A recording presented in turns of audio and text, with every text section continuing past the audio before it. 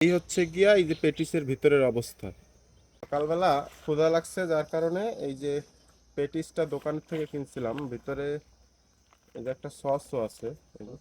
এখন কিনছি, তাতে আশ্চর্যের কিছু নাই, কিন্তু আশ্চর্যটা তখন হচ্ছে যখন আমি এটা দেখুন এই যে খুলছি খাবার জন্য।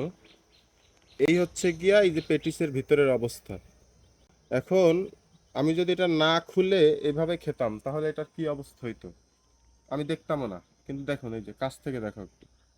এই হচ্ছে গিয়া পেটিসের ভিতরের অবস্থা। এখন আমি এটা দোকানদারের কাছে ফেরত নিয়ে যাব যে এই রকমের খাবার কেন আমাদেরকে দেওয়া হলো।